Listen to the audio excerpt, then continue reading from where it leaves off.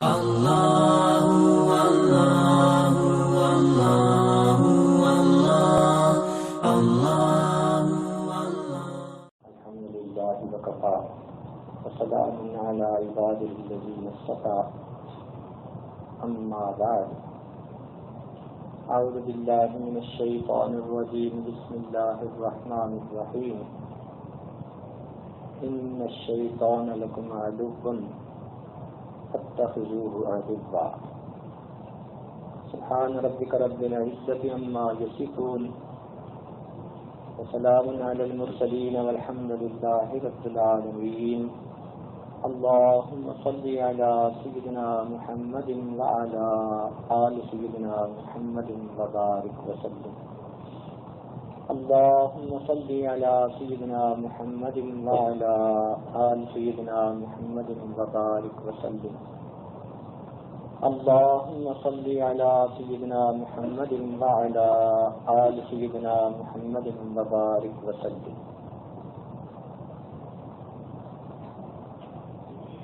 انسان کو اپنے دشمنوں کا پتہ ہو تو یہ ان کے نقصانات سے بچ سکتا ہے۔ جسمانی دشمن اگر چھپے ہوں تو نقصان دہ، اور روحانی دشمن اگر چھپا ہو تو اس سے بھی زیادہ نقصان دہ۔ جان گئی تو انسان موت کے منہ میں چلا جائے گا، اگر روح پر حملہ ہوا تو انسان جہنم کے منہ میں چلا جائے گا۔ تو پہلا دشمن ہمارا تھا دنیا کی محبت، جو انسان کو اللہ رب العزت سے غافل کر دیتی ہے، دنیا کی لذتوں میں انسان کو الجھا دیتی ہے۔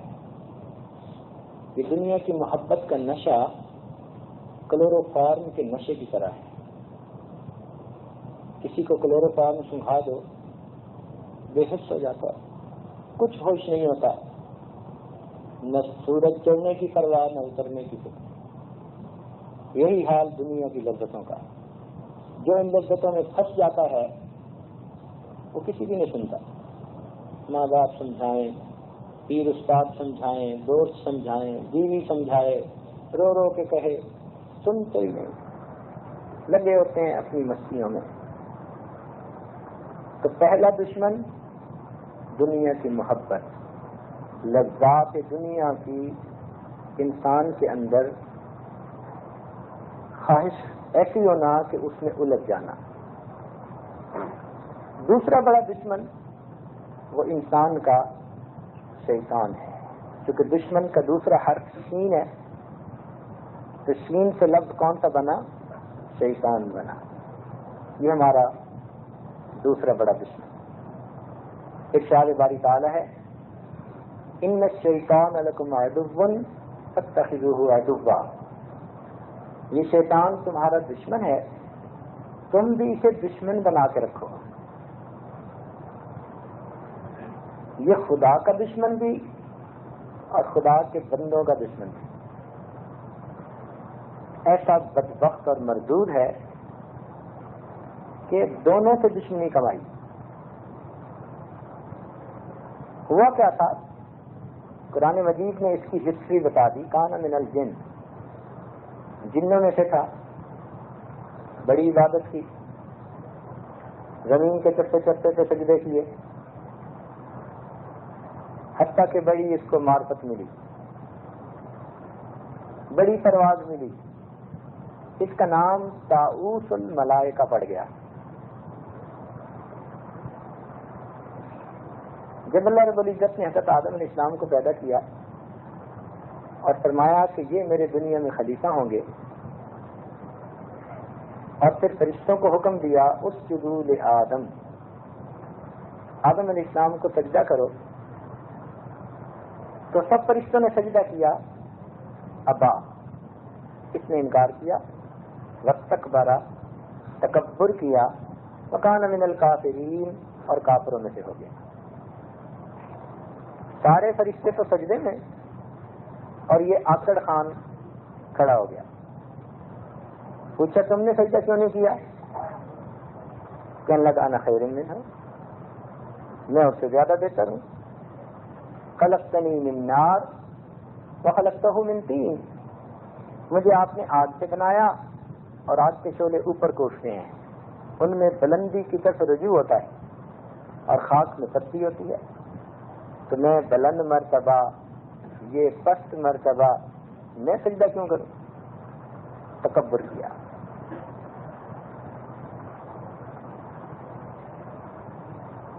اب اس نے دو کام کیے، ایک کام تو اس نے اجماع کی مخالفت کی، پوری دنیا میں اجماع کا پہلا مخالف، یہ پوری دنیا میں سب سے پہلا غیر مکلف، سارے فرشتے ایک طرف، اکیلا ایک طرف، کہتا ہے جی میں کسی کی کیا مانوں، آپ نے فرما دیا ہے سجدہ کروں، لیکن نہیں، میں نہیں مانتا، میں وہ کروں گا جو میرے دل میں آ رہی ہے۔ تو پہلا اجماع کا مخالف، اور پھر قیاس کیا کیا؟ قیاساً سیئا، برا قیاس کیا،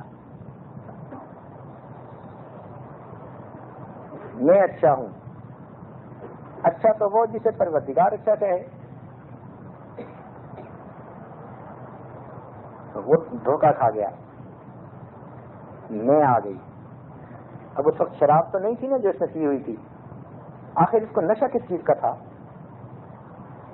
سوچنے کی بات ہے، اس کو کس چیز کا نشہ چڑھا ہوا تھا؟ میں کا نشہ۔ یہ میں کا نشہ بھی بڑا نشہ ہوتا ہے، شرابوں کے نشے چھوٹے، یہ میں کا نشہ اس سے بھی بڑا، کہتے نہیں کرتا فائدہ۔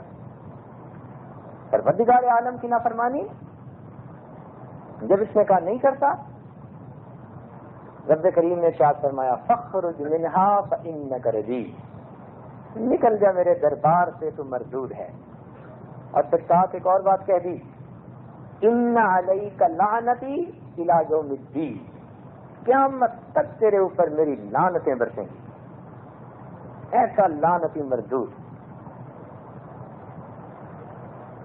ہٹکار دیا۔ ایسا عبرتناک انجام ہوا کہ فرشتے بھی تھر تھر کانپنے لگے، اتنی عبادت اور پھر یہ انجام۔ اب جب انجام برا ہوا تو بجائے اس کے کہ معافی مانگتا، بدبخت تھا، مردود تھا، سن رہا ہوگا اور اسے غصہ بھی آ رہا ہوگا، اور ہم تو چاہتے ہیں اسے غصہ آئے، ہمیں ڈر کس بات کا؟ جب پناہ پروردگار کی مانگی ہے ہم نے تو اس سے کیا ڈرنا ہے؟ بڑا شیطان، بڑا شیطان ہے یہ۔ تو کہنے لگا کہ اللہ اب آپ نے مجھے اپنے دربار سے رد تو کر دیا، میری دعائیں قبول کر لیجیے۔ یہاں علماء نے لکھا کہ شیطان کو اللہ کی معرفت حاصل تھی، اس کو یہ نقطہ معلوم تھا کہ اللہ رب العزت کی صفت رحمت بھی ہے، غضب بھی ہے، اور دونوں اس سے جدا نہیں ہوتی، عین غصے کے عالم میں بھی اللہ رحیم ہوتے ہیں، رحمت کی صفت جدا نہیں ہوتی۔ تو اگرچہ وہ اس وقت مجھ سے غصے میں ہیں، جلال میں ہیں، مگر رحمت ابھی ہے۔ تو دعا کیا مانگتا ہے؟ رب انظرنی الی یوم یبعثون، اللہ پھر قیامت تک کے لیے مجھے مہلت دے دیجیے۔ رب کریم نے فرمایا انک من المنظرین، چل تجھے قیامت تک کے لیے مہلت دے دی۔ یہاں علماء نے نقطہ لکھا کہ اگر اللہ رب العزت شیطان جیسے مردود کو غصے اور جلال کے عالم میں مہلت دے دیتے ہیں، اے امت محمدیہ کے غلام، تو اگر اللہ سے خوشی کے عالم میں مہلت مانگے گا، اللہ تجھے مہلت کیوں نہیں عطا فرمائے؟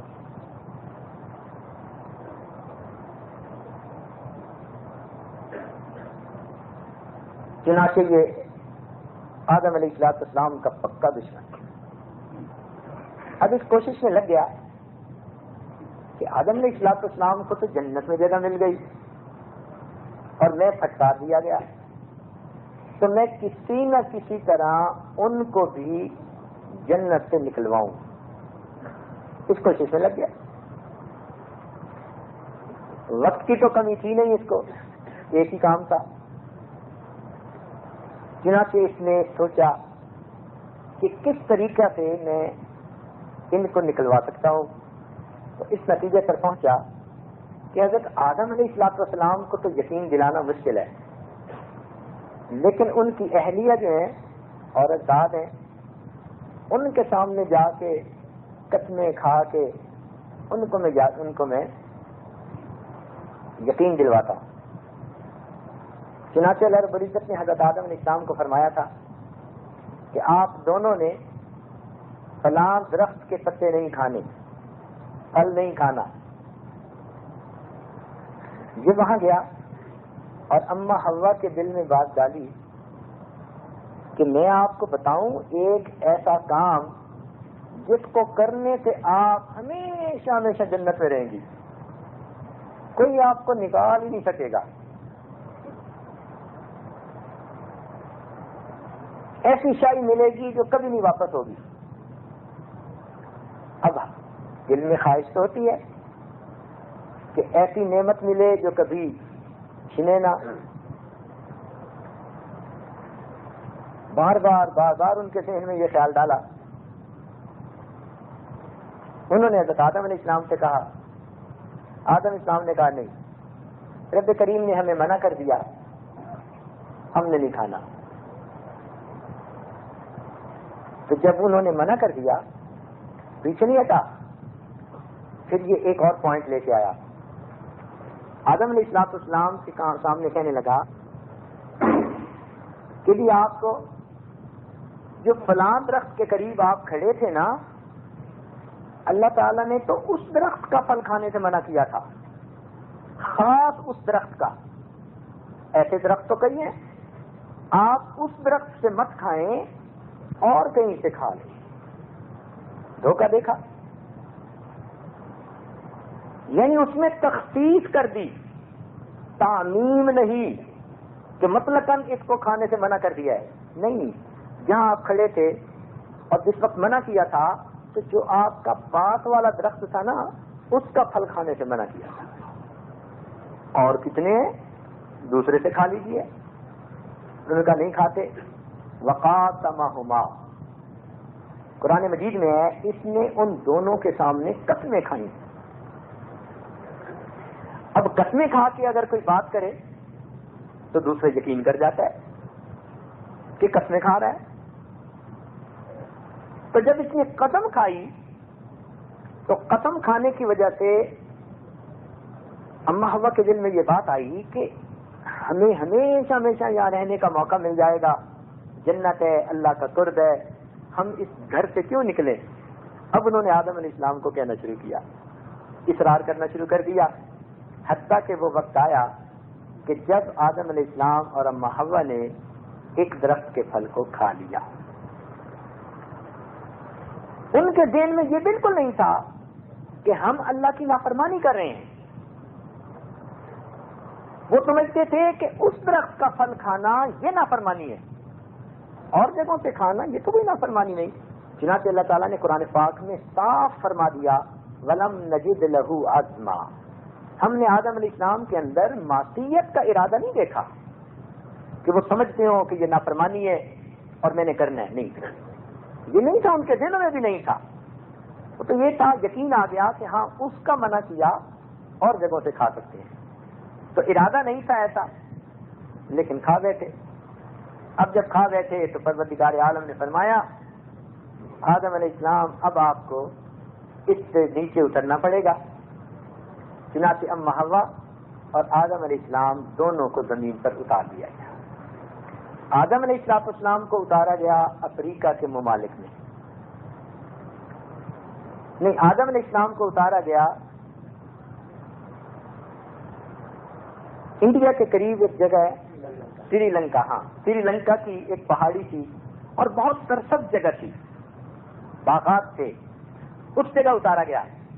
اور اماں حوا کو افریقہ کے ممالک میں اتارا گیا، وہ جگہ بنجر تھی، دونوں کو ایک دوسرے کا کچھ نہیں پتا تھا۔ جب زمین پر اترے، جدا ہو گئے، پھر روئے، اللہ سے معافیاں مانگی، حدیث میں آتا ہے 300 سال تک روتے رہے، 300 سال تک. بالآخر اللہ کی رحمت جوش میں آئی. ادھر سے آدم علیہ السلام چلے سری لنکا سے، ادھر سے اما حوا چلی، دونوں کو نہیں پتا تھا. تو جس کو جبل رحمت کہتے ہیں نا، جو عرفات میں ایک پہاڑ ہے، اس کے ایک طرف سے آدم علیہ السلام اوپر چڑھے اور دوسری طرف سے اما حوا چڑھی، اور اوپر ایک جگہ ہے وہاں پر آ کر دونوں نے ایک دوسرے کو دیکھا اور دونوں کی ملاقات ہوئی. اس لیے اس جبل کا نام جبل رحمت ہے. اللہ تعالیٰ نے اس جگہ پر حضرت آدم علیہ السلام اور اما حوا ان کی توبہ کو قبول فرما لیا تھا. تو جب توبہ قبول ہو گئی تو بہت خوشی ہوئی. پھر اس کے بعد وہ چلے اللہ تعالیٰ کے گھر کی طرف. اللہ تعالیٰ نے ان کو ذہن میں ڈالا کہ فلاں جگہ پہنچے. تو پھر عرفات سے یہ جب مکہ مکرمہ کی طرف چلے تو رات ان کو آئی مزدلفہ میں. مزدلفہ چادر کو کہتے ہیں. اس وقت ان کے پاس ایک بڑی چادر تھی اور دونوں میاں بیوی ایک لحاف کے اندر سوئے تھے، تو اس سے اس جگہ کا نام مزدلفہ پڑ گیا. پھر خیر حضرت آدم علیہ السلام نے اللہ کا گھر بنایا تو ادھر ہی اما حوا کی وفات ہوئی. جس جگہ پر ان کی وفات ہوئی اس شہر کا نام جدہ پڑ گیا. یہ جدہ تو جو ہے نا یہ دادی کو کہتے ہیں، اس لیے جدہ شہر میں اما حوا کی قبر اس وقت بھی موجود ہے، انہوں نے پریزرو کی ہوئی ہے. تاہم بتانے کا مقصد یہ تھا کہ یہ ہمارا بھی دشمن اور ہمارے باپ دادا کا بھی دشمن، خاندانی دشمنی ہے، اس سے پکی دشمنی. اور ایک بات اور بھی نکلی کہ شیطان نے پہلے آدم علیہ السلام کو نہیں کہا، اس کو پتا تھا کہ میری بات پہ یہ نہیں آئیں گے. اما حوا کو کہا. عورت کے اندر یہ کمزوری ہے، یہ بیچاری پھسلتی بھی جلدی ہے اور پھسلاتی بھی جلدی ہے.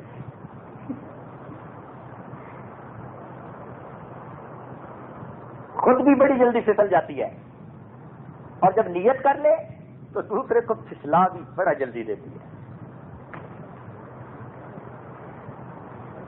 اب یہ ہمارا دشمن. اللہ تعالیٰ ارشاد فرماتے ہیں ان الشیطان لکم عدو، یہ شیطان تمہارا دشمن ہے. فاتخذوہ عدوا، اسے تم اپنا دشمن بنا کے رکھو. اب اس دشمن کے مکر و فریب کا ہمیں اچھی طرح پتہ ہونا چاہیے. وجہ کیا ہے کہ جب چور کو پتہ چل جاتا ہے نا کہ مالک کے مکان کو میرا پتہ چل گیا تو وہ پھر اس گھر میں آنا چھوڑ دیتا ہے. اسی طرح جب شیطان کو پتہ چل جاتا ہے کہ یہ میرے مکر و فریب کو سمجھ گیا تو یہ پھر اس سے نا امید ہونے لگ جاتا ہے. اس کے جال پھر کام نہیں کرتے، اس کے پھندے کام نہیں آتے. اس لیے اس پر علماء نے مستقل کتابیں لکھی. ایک کتاب کا نام ہے تلبیس ابلیس، علامہ ابن جوزی رحمۃ اللہ علیہ نے لکھی. اردو میں بھی ہے، شاید انگلش میں بھی اس کا ترجمہ ہو چکا. اس کو لے کے پڑھنا چاہیے، پتہ چلے کہ شیطان کیسے کیسے ورغلاتا ہے. اللہ رب العزت نے فرمایا کہ یہ تمہارا بھی دشمن میرا بھی دشمن. تو یہ اللہ رب العزت کا بھی دشمن ہے اور اللہ تعالیٰ کو شیطان سے ذاتی دشمنی ہے. یہ بات اچھی طرح ذہن میں بٹھا لیں. اللہ رب العزت کو شیطان سے ذاتی دشمنی ہے. تو یہ انسان کا دشمن، اللہ رب العزت کا بھی دشمن. اب اللہ تعالیٰ نے انسان کے دل میں شیطان کے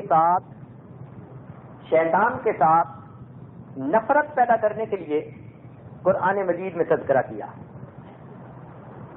اور یہ قرآن عظیم الشان کا حسن و جمال ہے کہ جہاں جو اثر پیدا کرنا ہوتا ہے نا وہاں ایسے نکات لائے جاتے ہیں.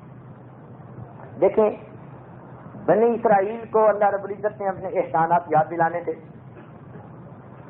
اب فرعون کرتا کیا تھا، بچیوں کو وہ زندہ چھوڑ دیتا تھا لیکن چھوٹے بچوں کو ذبح کر دیتا تھا. تو چھوٹی بچیوں کو زندہ چھوڑ دیتا اور چھوٹے بچوں کو ذبح کر دیتا. لیکن جب قرآن نے ان کو احسانات یاد دلائے تو کیسے لفظ استعمال کیے، یذبحون ابناءکم ویستحیون نساءکم. وہ تمہارے بیٹوں کو قتل کرتا تھا اور تمہاری عورتوں کو زندہ رکھ دیتا. کیوں؟ کہ اگر کسی کو کہے نا تمہارے مردوں کو اس نے مارا تو اتنا غصہ نہیں آتا. اگر کہے نا تمہارے معصوم بچے کو مار دیا تو زیادہ غصہ طبیعت میں آتا ہے. اچھا معصوموں کو قتل کرتا تھا. اور اسی طرح اگر کہو کہ تمہاری معصوم بچی کو اس نے قتل کر دیا اتنا غصہ نہیں آتا. اور کہیں تمہاری عورتوں کو اس نے زندہ رکھا تو عورت کی عزت، حرمت، عصمت وہ فوراً ذہن میں آپ کی غیرت آتی ہے. ہماری عورتوں کو اس نے زندہ رکھا. اللہ. تو ایسے الفاظ استعمال کیے، بچے کے لیے ابن کا لفظ استعمال کیا تاکہ اس طرح غیرت دل میں آئے، اور بچی کے لیے بجائے بنت کا لفظ استعمال کرنے کے عورت کا لفظ استعمال کیا تاکہ غیرت ان کی ابھرے. تو انداز میں یہاں دیکھیے کہ اصل میں تو ان کو اپنا احسان یاد دلانا چاہتے تھے. تو یہ قرآن مجید کا ایک انداز ہے. اسی طرح اب شیطان کے ساتھ دشمنی دل میں پیدا کرنی تھی تو اللہ تعالیٰ نے قرآن مجید میں فرمایا کہ یہ شیطان ایسا ہے کہ اس نے تمہارے ماں باپ کے ساتھ فلاں فلاں کام کیا. اچھا اب آپ کو ایک مثال دیتا ہوں تاکہ بات اچھی طرح سمجھ آئے. فرض کرو آپ کے والدین کسی گھر میں ہیں اور کوئی بندہ آ کے گھر والوں سے کہتا ہے کہ ان کو گھر سے باہر نکال دو، اور آپ کو پتہ چلے کہ فلاں نے تو میرے ماں باپ کو گھر سے دھکے دلوا کے باہر نکال دیا، تو سن کے آپ کو کتنا غصہ آئے گا اس کے اوپر. ہمارے ماں باپ کو گھر سے دھکے دلوا دیے اور باہر نکلوا دیا تو بڑا غصہ آتا ہے. اور اس سے بھی زیادہ غصہ اس بات سے آتا ہے کہ اگر کسی کے ماں باپ کو کوئی پکڑے تو کوئی بندہ آ کر کہے کہ ان کو تم بے لباس کر دو، ان کے جسم سے لباس اتار دو. اب اگر کسی کو بتایا جائے کہ بھئی آپ کے ماں باپ کو دشمن نے پکڑا تو تھا لیکن اس نے مشورہ دیا تھا کہ لباس اتار دو، تو کتنا غصہ آتا ہے اس کے بارے میں. اللہ رب العزت نے قرآن پاک میں یہ دونوں باتیں بتلا دی. فرمایا یہ شیطان تمہارا دشمن ہے، کما اخرج ابویکم من الجنہ، اس نے تمہارے ماں باپ کو جنت سے نکلوایا کہ یوں غصہ طبیعت میں آئے. اور پھر دوسری جگہ فرمایا ینزع عنہما لباسہما، اس نے تمہارے ماں باپ دونوں سے لباس کو اتروا دیا تھا. اب انسان جب سنتے ہیں نا کہ ہمارے ماں باپ کو نکلوا دیا اور ان کے جسموں سے لباس اتروا دیا تو اس کے دل میں ایک غصہ انتقام پیدا ہوتا ہے. اور اللہ تعالیٰ یہی چاہتے ہیں کہ میرے بندے میرے بن کر رہیں، شیطان کے قریب بھی نہ جائیں. لہذا اللہ رب العزت کو شیطان سے ذاتی عداوت ہے. جب کسی سے ذاتی عداوت ہو نا تو پھر بندہ ذرا اپنا ذاتی ٹچ رکھتا ہے اس کے ساتھ. اللہ تعالیٰ نے جو پناہ مانگنے کے لیے تعوذ ہمیں بتایا اس میں صفاتی نام استعمال نہیں کیے. تسمیہ جسے ہم بسم اللہ کہتے ہیں اس میں صفاتی نام استعمال فرمائے. بسم اللہ الرحمن الرحیم، تو الرحمن اور الرحیم صفاتی نام ہے، لیکن تعوذ کے اندر فقط اللہ کا ذاتی نام ہے. اعوذ باللہ من الشیطان الرجیم، صرف اللہ نے ذاتی نام استعمال کیا. مفسرین نے لکھا اللہ نے تعوذ میں ذاتی نام اس لیے استعمال کیا، اے میرے بندے یہ میرا ذاتی دشمن ہے، اس سے پناہ مانگنی ہوگی، تم میرا ذاتی نام لے کر پکارو، میں تمہیں اس سے بچا کے دکھاؤں گا. اللہ رب العزت کا اس بارے میں بہت کنسرن ہے کہ میرے بندے شیطان سے بچیں. سوال پیدا ہوتا ہے کہ شیطان کو بھی تو اللہ تعالیٰ نے پیدا کیا، اگر یہ اتنا ہی بڑا دشمن بننا تھا، اللہ کا بھی دشمن اور بندوں کا بھی دشمن، تو پیدا ہی کیوں کیا؟ اس ذہن میں سوال پیدا ہوتا ہے. تو سنیے، فعل الحکیم لا یخلو عن الحکمہ، دانا کا کوئی بھی کام دانائی سے خالی نہیں ہوتا. اللہ رب العزت نے شیطان کو جو پیدا فرمایا اس میں بھی حکمت تھی. وہ اس لیے کہ اگر آدم علیہ السلام کو زمین کے اوپر باطل کی طرف بلانے والا کوئی نہ ہوتا تو حق کی طرف آنے پر اللہ تعالیٰ اجر کیسے عطا فرماتے ہیں؟ بھائی کوئی نیگیٹو فورس ہوگی نا تو اس کے خلاف کرنے پر پھر اس کو کہیں گے اچھا بھائی شاباش تو انعام کا مستحق ہے. تو اللہ تعالیٰ نے شیطان کو اس لیے پیدا کیا کہ یہ آدم علیہ السلام اور اولاد آدم کو میرے راستے سے ہٹانے کی کوشش کرے مگر وہ اس کی بات ماننے کی بجائے میری بات مانے، اور جب میرے پاس آئیں تو میں اپنی بات ماننے پر ان کو ہمیشہ ہمیشہ کے لیے جنت کی نعمتیں عطا فرما دوں۔ تو اس لیے اللہ رب العزت نے شیطان کو پیدا کیا۔ دیکھیں بھائی، اگر آگ نہ ہوتی تو عود کی خوشبو جس کو آگ کے اوپر جلاتے ہیں وہ کیسے ظاہر ہوتی؟ تو آگ کے پیدا ہونے سے عود کی خوشبو کا ہمیں پتہ چلا، شیطان کے پیدا ہونے سے ہمیں نیکی کرنے کے اجر کا پتہ چلا کہ وہ کیسے ملتا ہے۔ اور ایک حکمت اس میں یہ بھی علماء نے لکھی ہے کہ اگر انسان دنیا میں آتا، شیطان نہ ہوتا اور یہ اپنے نفس کی وجہ سے برائی کرتا تو پھر اس کی معافی کے چانس ختم ہو جاتے۔ کیوں؟ اس نے خود برائی کی، اب معافی کہاں سے؟ کیونکہ شیطان ہے اور اس نے ورغلایا۔ اب اللہ رب العزت قیامت کے دن جن کو معاف کرنا چاہیں گے ان کا سارا بوجھ شیطان کے سر پہ ڈال دیں گے۔ میرے ان بندوں کو تو شیطان نے بہکا لیا تھا، چل میں نے ان کے گناہ معاف کر دیے، ان کو جنت عطا فرما۔ تو جن کو معاف کرنا ہوگا ان کا ملبہ شیطان کے سر پہ۔ اس لیے قرآن پاک میں آپ دیکھیں اللہ تعالیٰ نے اپنے نیک بندوں کا جہاں تذکرہ کیا ان سے کوئی اونچی نیچی بات ہو گئی اس کو نسبت شیطان کی طرف۔ کیا فرمایا اللہ تعالیٰ نے؟ ارشاد فرمایا فَأَذَلَّهُمُ الشَّيْطَانُ عَنْهَا۔ آدم علیہ السلام حوا ان کی طرف نسبت نہیں کی، شیطان کی طرف نسبت کی، شیطان نے ان کو بھٹکا دیا۔ اسی طرح ایک جگہ فرمایا وَمَا أَنْسَانِيهُ إِلَّا الشَّيْطَانُ، شیطان نے مجھے بھلا دیا۔ تو نسبت ان کی طرف نہیں گئی، کن کی طرف گئی؟ شیطان کی طرف گئی۔ مِن بَعْدِ أَن نَزَغَ الشَّيْطَانُ۔ اب ان تمام آیات میں دیکھیں اگرچہ یہ گناہ سرزد انسانوں پہ ہوئے مگر اللہ نے ان کو مورد الزام ٹھہرانے کے بجائے شیطان کو ٹھہرا دیا۔ تو اس میں حکمت یہ بھی تھی کہ جس کو معاف کرنا چاہیں گے اس کی غلطی کوتاہیوں کو شیطان مردود کے سر پر ڈال کر اپنے بندوں کو جنت عطا فرما دے۔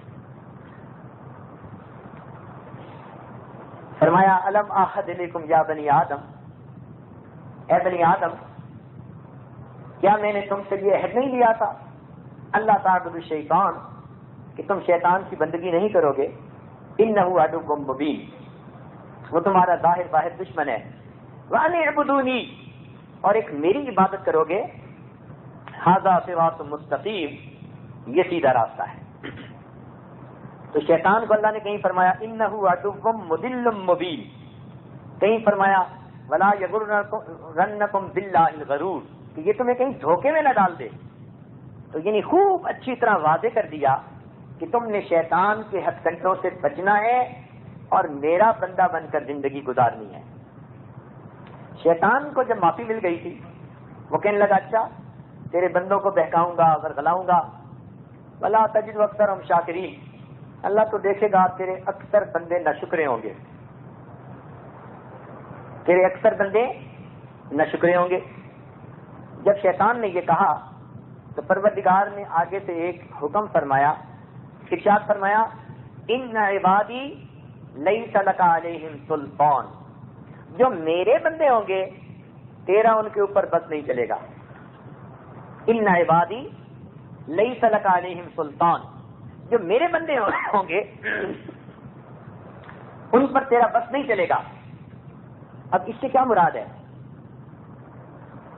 کہ نیکوں سے گناہ ہو ہی نہیں سکتا، ولی گناہ سے پاک ہو جاتے ہیں؟ نہیں۔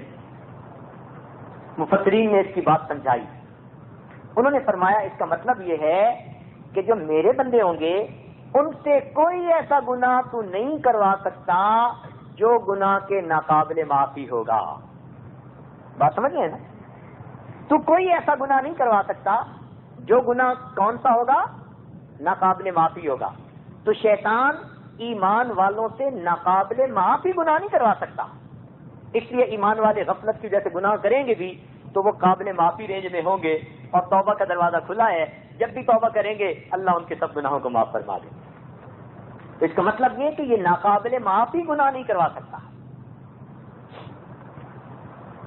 حدیث پاک میں آتا ہے الشیطان جاثم علی قلب ابن آدم، شیطان ابن آدم کے قلب کی طرف اپنا منہ کر کے بیٹھا ہوتا ہے، جب وہ دیکھتا ہے کہ اس کا دل ذکر کر رہا ہے تو پیچھے ہٹا رہتا ہے، اور جب دیکھتا ہے کہ دل غافل ہے تو پھر وسوسے ڈالنے شروع کر دیتا ہے۔ اس لیے شیطان کی کوشش ہوتی ہے کہ جیسے ہی بندہ غافل ہو، یہ اس کو نیکی سے برائی میں لگا دے، ساتھ میں بیٹھا ہوتا ہے ہر وقت۔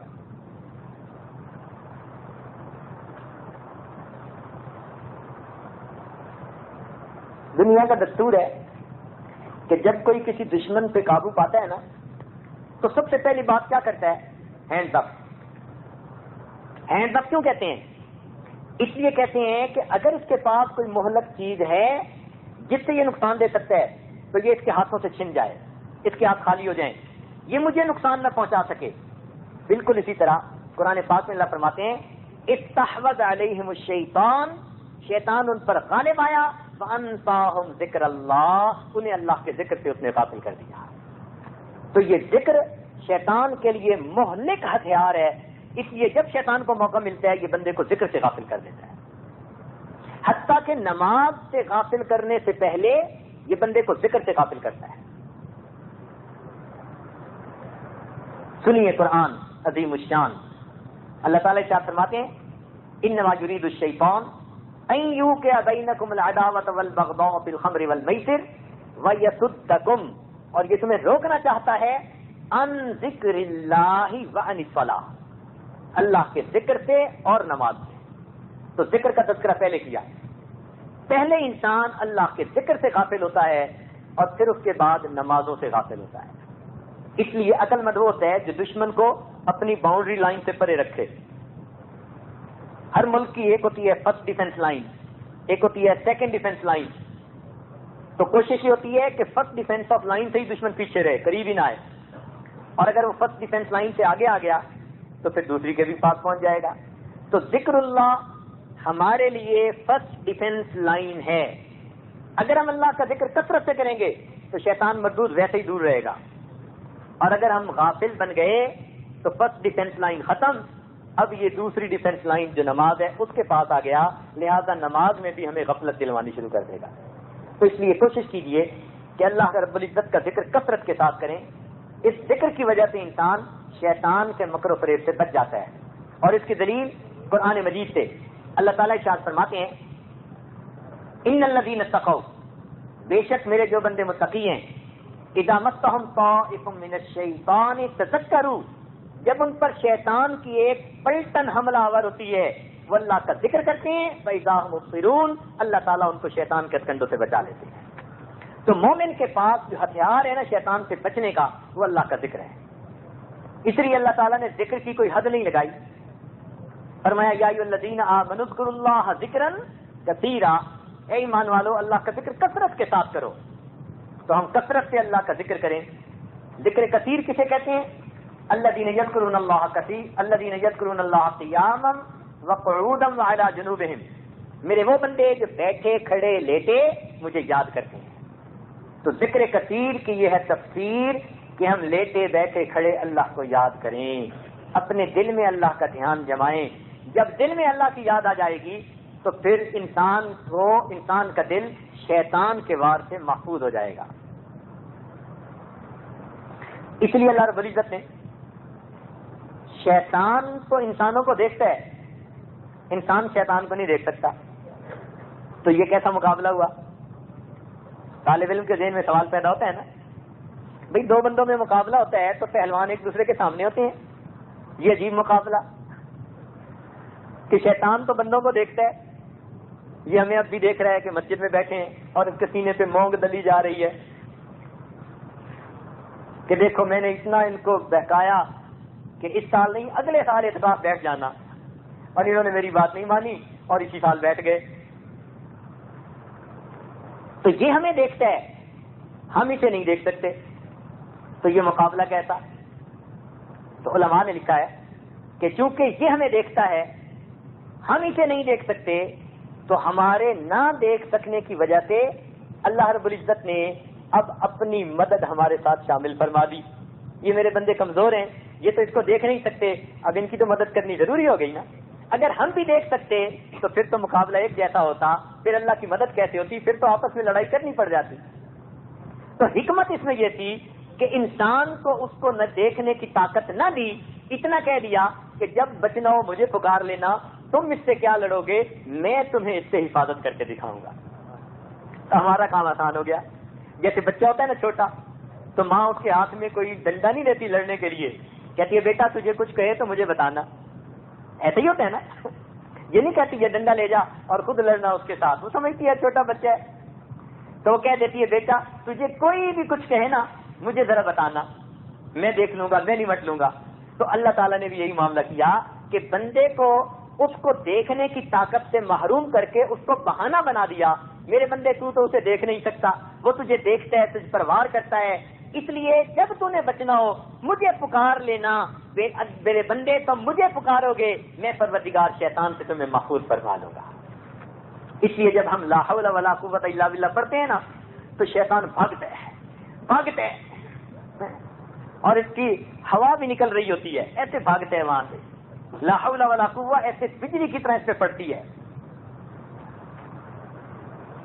وہ دو دوست تھے، تو ایک آیا تو دوسرا نماز پڑھ رہا تھا، بے تکلف تھے، بعد میں کہنے لگا یار میں آپ سے ملنے آیا تھا، آپ نماز پڑھ رہے تھے۔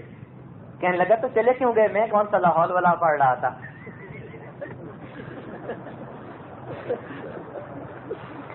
تو یہ لاہور سے بھاگتا ہے۔ اس لیے ہمیں چاہیے کہ ہم اکثر جب بھی گناہ کا وسوسہ ذہن میں آئے لا حول ولا قوت الا باللہ پڑھیں، اللہ کو یاد کریں۔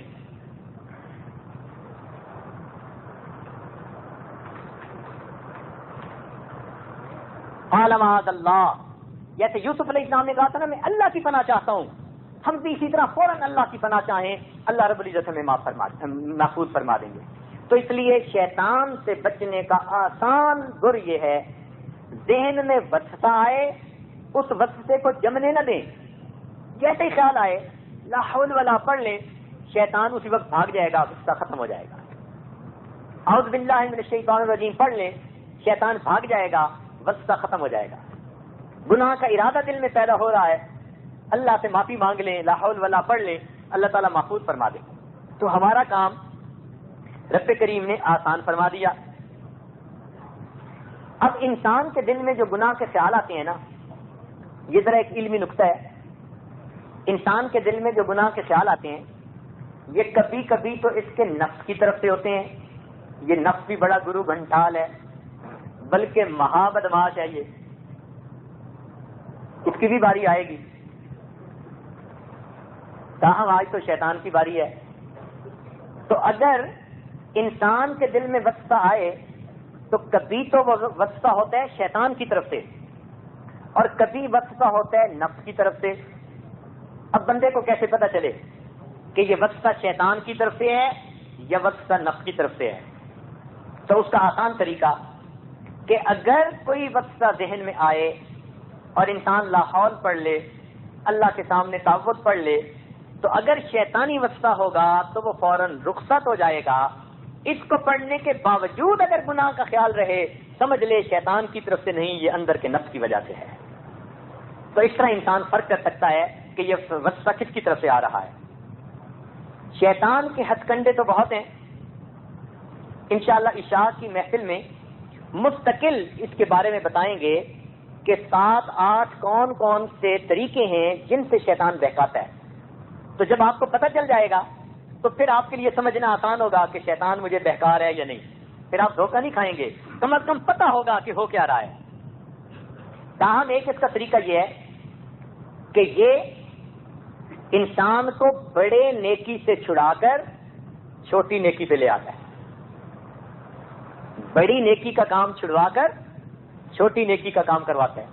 مثلا اس کو ادھر 1 لاکھ نیکیاں ملنی تھی اور ادھر 100 ملنی تھی، تو کہتے ہیں 100 والی میں ہی لگے رہو، لاکھ والی نہ کرو، تمہیں زیادہ فائدہ نہ ہو۔ چنانچہ ایک بزرگ کے بارے میں آتا ہے، ایک رات ان کی تہجد قضا ہو گئی۔ اب جب قضا ہو گئی، تھکے ہوئے تھے، سارا دن جہاد کیا تھا، بڑا روئے، صبح اتنا روئے اللہ سے، بہت ہی گڑ گڑا کر معافیاں مانگی کہ میری آج تہجد قضا ہو گئی۔ کچھ دنوں کے بعد پھر سوئے ہوئے تھے اور اس دن پھر جہاد کی وجہ سے تھک گئے تھے، بہت تھکاوٹ تھی، تہجد کے قضا ہونے کا وقت قریب تھا. کیا دیکھتے ہیں کہ ایک آیا کوئی آدمی اور اس نے ان کو پکڑ کے جگایا, اٹھیں جلدی سے نماز پڑھ لیں, تہجد جا رہی ہے. تو وہ اٹھ تو بیٹھے, کہنے لگے اچھا پڑھتا ہوں, مگر تو میرا بڑا خیر خواہ کہ آج میری تہجد قضا ہو رہی ہے اور آپ نے آ کے جگا دیا کہ اٹھے تہجد پڑھیں. بھائی بڑی مہربانی آپ کی. تو کون ہے؟ کہنے لگا شیطان ہوں. انہوں نے کہا بھائی شیطان تو کسی کو تہجد کے لیے نہیں جگاتا, آپ نے مجھے کیسے جگایا؟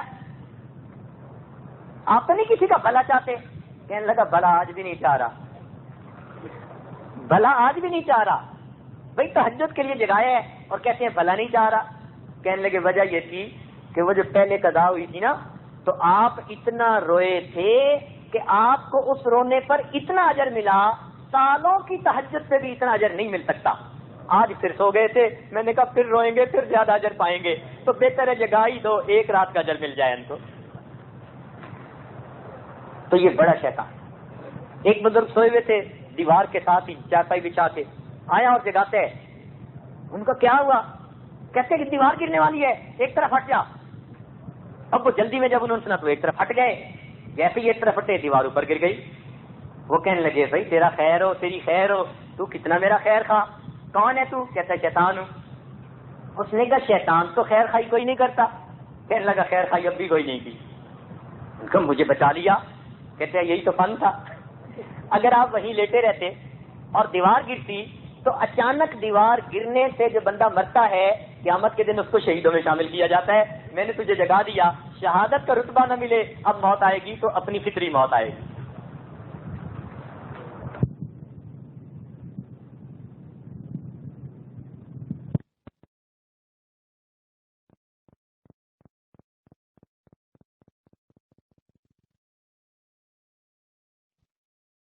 دوستوں کے اندر گلاب کا پھول اور گھر کے اندر کریلا نیم چڑھا.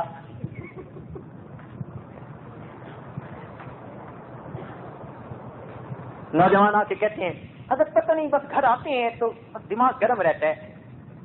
وہ شیطان گرم کر رہا ہوتا ہے, وہ میاں بیوی کے درمیان الجھنیں پیدا کرنا چاہتا ہے. تو شیطان پتہ کیا کرتا ہے کہ پہلے میاں بیوی کے درمیان جھگڑے کروا کے خاوند کے منہ سے طلاق کے الفاظ کہلوائے گا, اور طلاق کے الفاظ کہنے کے بعد پھر کہے گا یار وہ تو میں نے ایسے غصے میں کہہ دیے تھے. اب بغیر کسی کو بتائے میاں بیوی پھر آپس میں رہنا شروع کر دیں گے. میاں بیوی آپس میں رہنا شروع کر دیں گے, اور جتنا رہیں گے اتنی زندگی ان کو زنا کا گناہ ملے گا. اور یہ قرب قیامت کی علامت میں سے ہے. حدیث پاک میں آیا قرب قیامت کی علامات میں سے ہے خاوند اپنی بیویوں کو طلاق دیں گے اور پھر بغیر نکاح اور رجوع کے ان کے ساتھ اسی طرح اپنی زندگی گزاریں گے. اب دیکھیے کتنا بڑا گناہ کروا دیا. اور ڈر کے مارے نہ بیوی بتاتی ہے کہ کیا ہوا, نہ خامد کہتا ہے کسی کو کیا ہوا. میاں بیوی راضی تو کیا کرے گا قاضی. زندگی گزر رہی ہوتی ہے. یہ ایسے کلیدی گناہ کرواتا ہے. ایک مرتبہ ایک آدمی نے شیطان کو دیکھا, ان کا مردود تو بڑا ہی بدماش ہے, کیا تو نے فساد مچایا ہوا ہے, آرام سے بیٹھ جاتا ایک جگہ تو دنیا میں امن ہو جاتا. کہنے لگا کہ میں کیا کرتا ہوں, میں تو کچھ نہیں کرتا. کہ تو ہی تو ساری بربادی کرتا ہے. کہتا میں تو انگلی لگاتا ہوں اور کچھ ہی نہیں کرتا. کیا مطلب؟ کہنے لگا بھی دیکھنا. چنانچہ حلوائی کی دکان تھی, اس نے اس میں شیرہ پڑا ہوا تھا, وہ انگلی پہ لگایا اور وہ شیرہ دیوار کے اوپر لگا دیا. اب وہ جو شیرہ دیوار پر لگا دیا تو اس کے اوپر مکھی آئی. جیسے ہی مکھی آ کے بیٹھی, مکھی کو کھانے کے لیے ایک چھپکلی آ گئی. اب وہ جو بندہ کام کر رہا تھا, اس کام کرنے والے نے چھپکلی کو دیکھا تو اس نے جوتا اٹھا کے مارا. اب وہ جوتا دیوار سے لگ کے حلوائی کی مٹھائی میں پڑا تو حلوائی اٹھ کھڑا, اے تو نے جوتا میری مٹھائی میں مارا. اب وہ الجھنے لگ گئے, ادھر سے اس کے دوست آ گئے, ادھر سے اس کے دوست, ایسا جھگڑا مچا کے کوئی حد نہیں. کہنے لگا دیکھ میں نہیں کہتا تھا, میں نے تو انگلی لگائی تھی, باقی تو کام انہوں نے خود ہی کیا ہے سارا. تو یہ ایسے ہی کرتا ہے, ٹریگر کرتا ہے بندے کو, اور پھر آگے بندے کا نفس سارے کام خود کر رہا ہوتا ہے. اس لیے مومن کے چاہیے اپنے اندر صبر پیدا کرے, تدبر تحمل، بردباری پیدا کرے اور چھوٹی چھوٹی باتوں پہ ٹریگر ہونے کی ضرورت نہیں ہے، فوراً غصے میں آنے کی ضرورت نہیں ہے، اپنے آپ کو ہولڈ کرنا سیکھے۔ شیطان نے کہا کہ جب کوئی انسان غصے میں ہوتا ہے میں اس کی رگوں کے اندر خون کی طرح دوڑتا ہوں، اور ایک جگہ کہا کہ جو انسان غصے میں ہوتا ہے میں اس کے ساتھ اس طرح کھیلتا ہوں جیسے کوئی بچہ گیند کے ساتھ کھیل رہا ہوتا ہے۔ اور آج کل کے نوجوانوں کی بیماری یہی ہے، غصہ برداشت ہی نہیں ہوتا ان بیچاروں سے، اور ان کو نہیں پتا کہ غصے میں شیطان ہم سے کیا کیا کروا جاتا ہے۔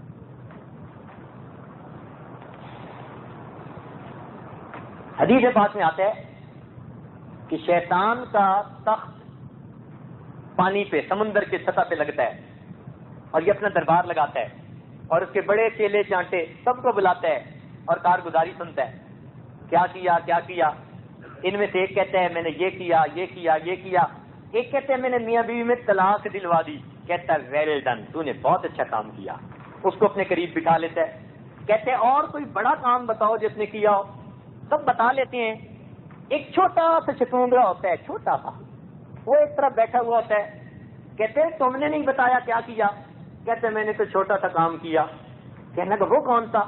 کہنے لگا بس ایک طالب علم گھر سے نکلا تھا، ماں نے بھیجا تھا پڑھنے کے لیے جاؤ، اور میں نے اس کے دل میں بات ڈالی، پڑھنے کیا جانے، چلو فلاں گراؤنڈ میں چل کے کھیلتے ہیں، تو وہ مکتب جانے کے بجائے کھیلنے میں لگ گیا اور وہاں وقت گزار کے واپس چلا گیا، میں نے اسے پڑھنے سے ہٹا دیا۔ شیطان کہتے او تو نے پڑھنے سے ہٹایا، تو نے وہ کام کیا جو کسی دوسرے نے نہیں کیا، چنانچہ شیطان اس بندے کو انعام کا تاج پہنا دیتا ہے۔ تو علم سے روکنا یہ شیطان کے نزدیک سب سے بڑا کام، کیونکہ اس کو پتہ ہے اگر اس کو علم حاصل ہو گیا تو یہ پھر میرے ہتھ کنڈوں سے بچ جائے گا۔ اس لیے جو لوگ علم حاصل کرتے ہیں اور نیکی کی زندگی گزارتے ہیں اللہ رب العزت کی حفاظت میں ہوتے ہیں۔ سیدہ صدیقہ رضی اللہ عنہا کی روایت ہے، نبی علیہ السلام نے ارشاد فرمایا ہر انسان کے ساتھ ایک شیطان ہوتا ہے۔ سیدہ صدیقہ رضی اللہ عنہا نے پوچھا اے اللہ کے نبی آپ کے ساتھ بھی؟ تو نبی علیہ السلام نے فرمایا ہاں میرے ساتھ بھی، لیکن میرا شیطان مسلمان ہو گیا ہے۔ اللہ کرے کہ ہمارے والا بھی مسلمان ہو جائے، دعا مانگا کریں۔ اللہ اکبر۔ حدیث پاک میں آتے ہیں، سنیے اور ذرا دل کے کانوں سے سنیے تاکہ اس کے بعد پھر ہم دعا کریں۔ اللہ تعالیٰ فرماتے ہیں یا ابن آدم ما انصفتنی، اے ابن آدم تو نے میرے ساتھ انصاف نہیں کیا۔ حدیث قدسی اللہ تعالیٰ فرماتے ہیں اے ابن آدم تو نے میرے ساتھ انصاف نہیں کیا۔ وہ کیوں؟ اے ابن آدم شیطان تمہارا دشمن تھا، میں نے تمہارے دشمن کو جنت سے جو تمہارا گھر تھا میں نے باہر پھٹکار دیا، نکال دیا، لیکن یہ شیطان میرا دشمن ہے، تم اسے میرے گھر یعنی اپنے دل سے باہر کیوں نہیں نکالتے؟ تم نے میرے ساتھ انصاف نہیں کیا، یہ تمہارا دشمن تھا، میں نے اسے تمہارے گھر جنت سے دستار کے نکال دیا، اور یہ میرا دشمن ہے، تم اسے میرے گھر یعنی اپنے دل سے نہیں نکالتے۔ تو ہمیں چاہیے ہم شیطان کو اللہ کے گھر سے دھکیل دیں، نکال دیں۔ اب یہاں ایک اشکال پیدا ہوتا ہے، طالب علم کے ذہن میں خیال آتا ہے کہ بھئی اللہ تعالیٰ کا گھر ہے اور اللہ تعالیٰ یہاں آتے ہیں دل میں اور چاہتے ہیں کہ شیطان نکل جائے، تو اللہ تعالیٰ خود ہی نکال دے۔ ذہن میں ایک سوال پیدا ہوتا ہے نا کہ اگر اتنا چاہتے ہیں کہ یہ نکل جائے تو خود ہی نکال دیں۔ تو علماء نے اس کا جواب لکھا، وہ فرماتے ہیں کہ انسان تیری حیثیت میزبان کی سی ہے اور پروردگار کی حیثیت مہمان کی سی ہے، اور گھر کی صفائی میزبان کے ذمے ہوتی ہے، مہمان کے ذمے نہیں ہوا کرتی۔ اس لیے دل کو صاف کرنا ہماری ذمہ داری ہے، اس دل کو ہم نے صاف کرنا ہے لا الہ الا اللہ کی ضربوں سے، اللہ اللہ سے۔ تو جب یہ دل صاف ہو جائے گا تو پھر اللہ رب العزت انسان کے قلب پر تجلیات عطا فرما دیں گے۔ اللہ رب العزت ہمیں شیطان کے ہتھکنڈوں سے محفوظ فرما دے. انشاءاللہ بقیہ کے عنوان اگلی محفل کے اندر پورا کیا جائے گا اور اس کی تفصیل آپ کے سامنے کھولی جائے گی کہ یہ کس کس طرح سے شیطان انسان کو برباد کرتا ہے تاکہ آپ لوگ اس کے ہتھکنڈوں سے بچ سکیں. رب کریم ہم سب کو اس کے ہتھکنڈوں سے محفوظ فرما دے. وآخر دعوانا ان الحمد للہ رب العالمین.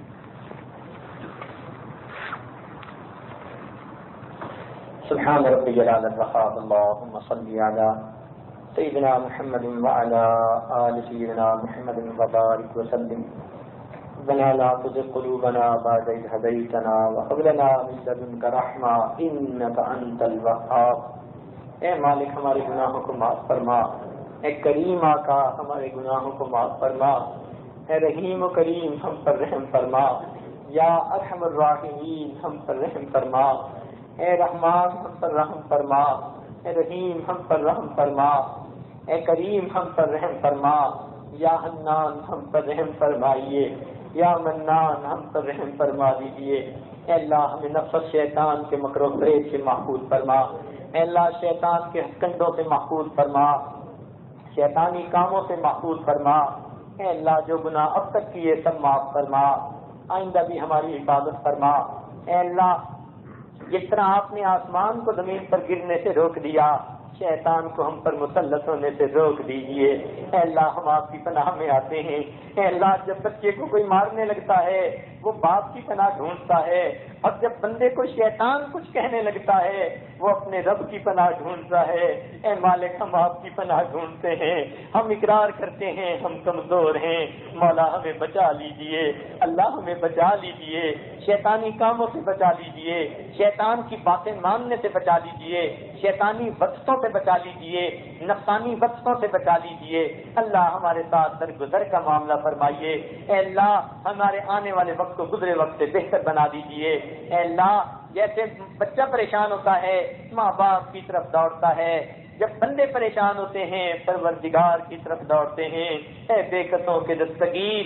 اے ٹوٹے دلوں کو تسلی دینے والے. اے خالی جھولیوں کو بھر دینے والے. اے خطا کاروں کی خطاؤں سے رحمت کی چادر ڈال دینے والے. اللہ ہمارے گناہوں کو معاف فرما. رب کریم ہمارے ساتھ درگزر کا معاملہ فرما. رب کریم ہماری ان دعاؤں کو اپنی رحمت سے قبول فرما. اے اللہ جتنے حاضرین محفل ہیں سب کی نیک حاجات کو پورا فرما. اے اللہ جو جسمانی بیمار ہیں ان کو شفا عطا فرما. جن دوستوں نے دعاؤں کے لیے کہا اے اللہ ان کی نیک حاجات کو پورا فرما. رب کریم جو گناہ اب تک کیے ان سب کو معاف فرما اور آئندہ گناہوں سے پاک زندگی نصیب فرما. اے اللہ ہمارے تمام احوال ہمارے تمام اقوال ہمارے تمام افعال جو آپ کے قرب میں رکاوٹ بنے ہیں اللہ ان سب سے توبہ کرتے ہیں. توبہ قبول کر لیجئے اور ہمیں اپنا قرب عطا فرما دیجئے. اے اللہ ہمارے دوستوں نے کبیرہ گناہ کی فہرست میں لکھے ہوئے جن جن گناہوں سے توبہ کی اللہ ان سب کی توبہ قبول کر لیجئے. اور اے اللہ ہمیں گناہوں کی ذلت سے بچا دیجئے اور طاعات کی عزت نصیب فرما دیجئے. اے اللہ ہم آپ سے سلو کرنا چاہتے ہیں. میرے مولا ہماری اس توبہ کو قبول کر لیجئے. اے مالک ہم آپ کی شان بے نیازی سے ڈرتے ہیں. اے اللہ آپ کو بلم باور کی 400 سال کی عبادت کو ٹھوکر لگا دیتے ہیں. اے مولا ہم ڈرتے ہیں آپ کی شان بے نیازی سے. ہمارے پلے تو کچھ بھی نہیں جو آپ کی خدمت میں پیش کر سکیں. بس تیری رحمت کا سہارا ہے. اللہ اپنی رحمت کا معاملہ فرما دیجئے. اپنی رحمت کا معاملہ فرما دیجئے. اللہ اگر آپ انصاف کریں گے تو ہماری شکلیں مسخ دیے جانے کے قابل ہیں. اللہ ہم دستار دیے جانے کے قابل ہیں. ہماری دعائیں منہ پہ مار دیے جانے کے قابل ہیں مگر ہم آپ سے آپ کا فضل مانگتے ہیں. اللہ اپنا فضل فرما دیجئے. ہم گناہگار ہیں اقرار کرتے ہیں اپنے گناہوں کا مگر آپ سے معافی مانگتے ہیں. اللہ معاف فرما دیجئے. ہماری توبہ قبول کر لیجئے. اے اللہ ہماری توبہ قبول فرما لیجئے. رب کریم جو دینی ادارے ہیں دنیا میں مختلف جگہوں پر سب کی حفاظت فرما دیجئے. اے اللہ ان کو تعلیمی تعمیری اعتبار سے ترقی عطا فرما دیجئے اور ان کی جو بھی ضروریات ہیں اپنے غیبی خزانوں سے پوری فرما دیجئے. رب کریم ہماری ان دعاؤں کو اپنی رحمت سے قبول فرمائیے.